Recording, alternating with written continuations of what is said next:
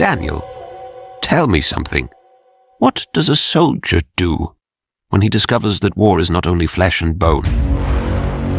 It depends. Who is he fighting against? Against men or against what should not exist? Because that night, they shot at them. They emptied their magazines completely. And even so, the figures kept advancing. I saw the reports, Charles. They said the bullets went through bodies, as if there was nothing there, as if they were made of shadow. They were not ghosts. They were not soldiers. They were something the war awakened.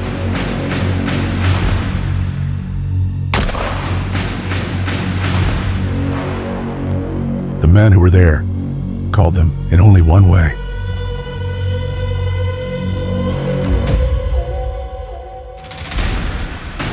The Ghost Division.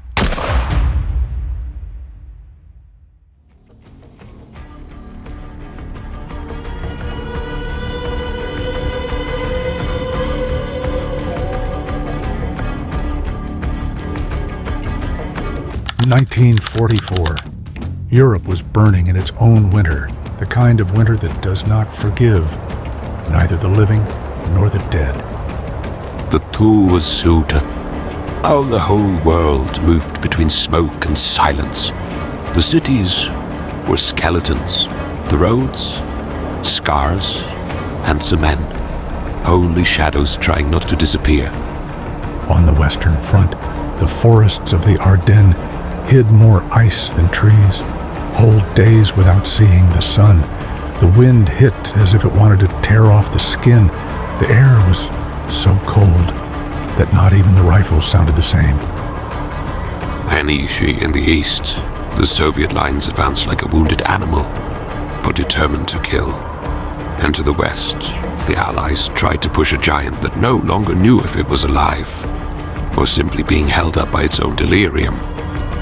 The troops were exhausted, poorly fed, without sleep, with shortage of ammunition, torn coats, and an enemy that seemed to multiply in the darkness.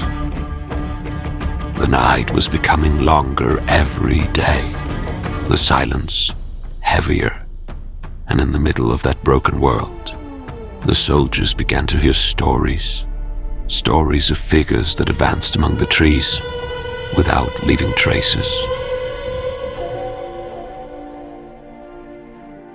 The war had consumed so much that no one knew anymore what was real and what was part of the hell they had created. But everyone agreed on something. In those frozen woods, there was something else walking with them.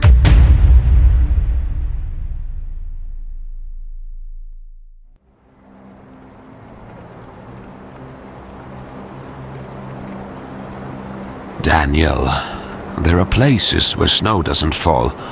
It sinks, as if the sky were too tired to keep existing. In the Ardennes, the fog could swallow a whole battalion. There were nights when visibility didn't even reach 2 meters. And when the wind blew, you could only hear the trees breathing. The soldiers said that the world turned gray, that time stopped, that the night lasted longer than what a man can endure without losing himself. It was there, in that suspended darkness, when the rumors began. First soft, almost like a whisper among tired guards, I saw something among the trees. There was a silhouette that shouldn't be there. I felt that they were watching me. But no one could describe them well. No height, no shape, no face, only a presence that walked without sound. The animals perceived it before the men. Trained dogs that backed away with bristling backs, horses that refused to advance, birds that stopped singing as if the night had stolen their voice. And the strangest thing was that it always happened when the fog was so thick that you could no longer see the sky. The stories had no details. They had no logic. They had no form. But you, what would you think if a comrade came back from patrol saying he saw a man who left no footprints in the snow?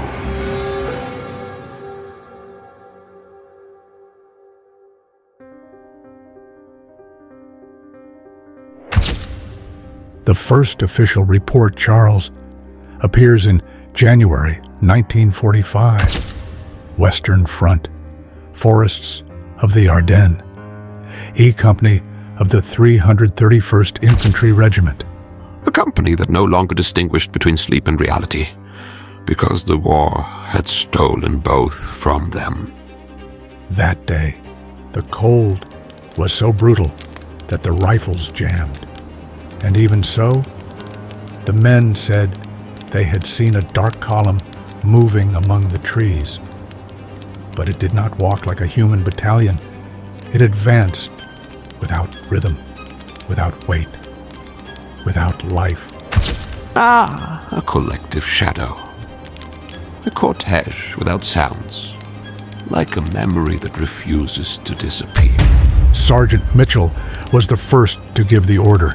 Fire! The M1 Garand rifles roared at the same time. 5, 6, 10 shots.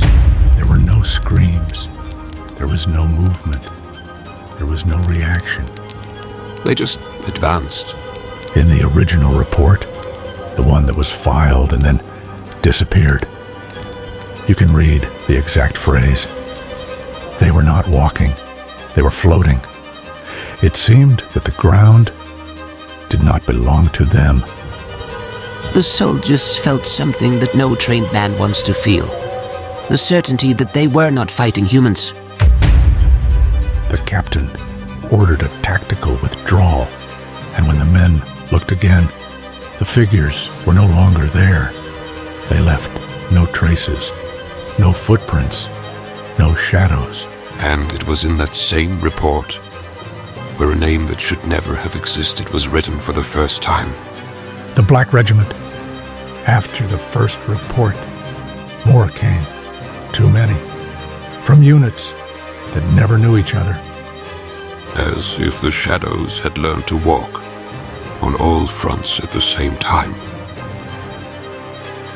Testimony 1. Western Front, Ardennes. Corporal L. Henninger wrote in his notebook, "I thought it was a German battalion, but when I pointed the flashlight, there were no faces, only black silhouettes breathing cold." A man writing that was not looking for attention.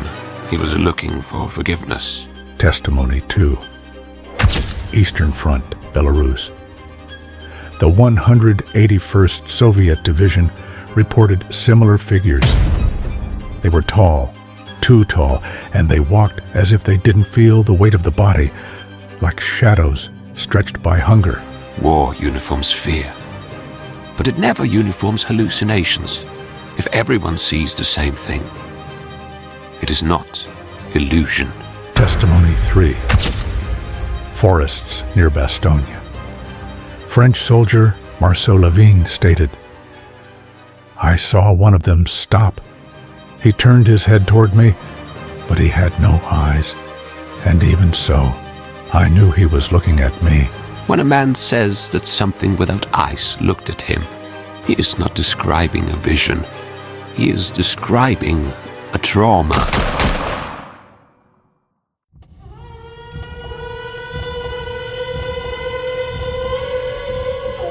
Many soldiers denied it. They said they were shadows, branches, smoke, stress. But denying it did not change what they saw.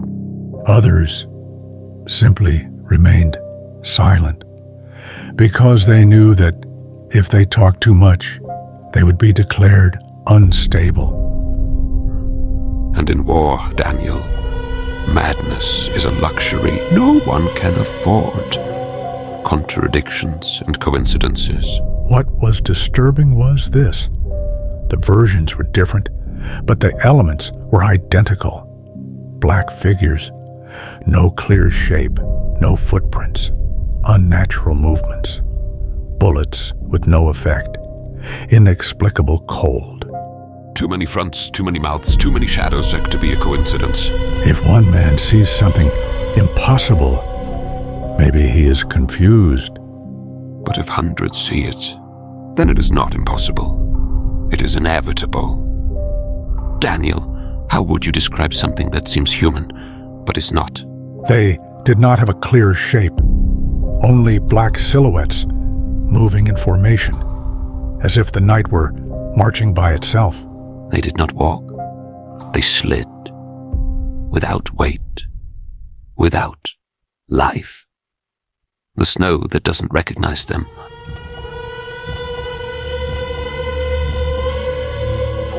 The impossible thing was this. They left no footprints, while the soldiers sank their feet in the snow. These figures floated above the ground. Absolute silence. They made no noise, not a creak, not a breath, only emptiness. Minefields ignored.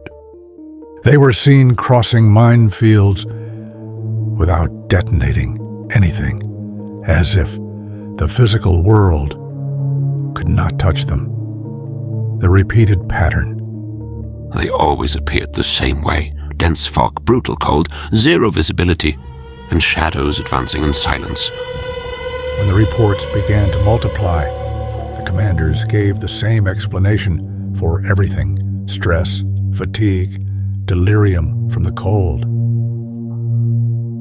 As if hundreds of men, on different fronts, could hallucinate exactly the same shadow. Military psychologists tried to justify it, but they could not explain why the testimonies coincided or why trained dogs reacted with real terror. And when logic is not enough, silence becomes the only answer. Some reports were filed, others disappeared, and several were marked as classified due to field anomalies. Oh, if there was nothing there, then why was there so much to hide? Daniel, war doesn't only awaken human monsters, it also awakens ancient stories. Stories that Europe never finished bearing. Many compared these figures to the Einherjar, the dead Nordic warriors who kept fighting, trapped between this world and another.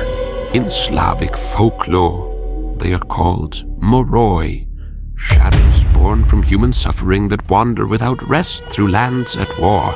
And in the Balkans, they speak of warrior spirits who return when blood touches the snow, as if death itself remembered its path.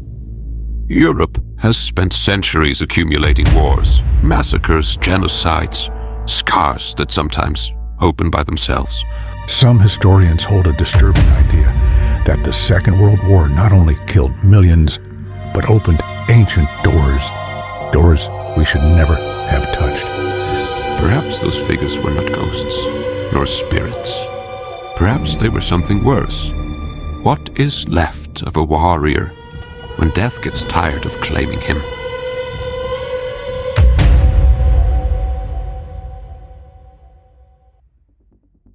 It was on a hill near Bastogne when the worst happened. A whole squad was trapped in the fog. 10 men, without support, without vision. And then, the shadows appeared around them. First one, then 3, then dozens. The lieutenant gave the order, "Open fire!" The weapons roared. The magazines were emptied. The flashes from the barrels lit up the black outlines. But there was no impact, no body feel. The bullets passed, as if passing through a dream. One soldier went into shock. Another knelt down, crying, and one more swore that one of the figures stopped right in front of him. He said that it had no face, but he knew it was looking at him from inside. The only survivor, Corporal Steiner, wrote, "They did not attack us. They did not touch us. They only walked through us." That squad was never the same again, because that night, something walked among them, and the war was left without answers.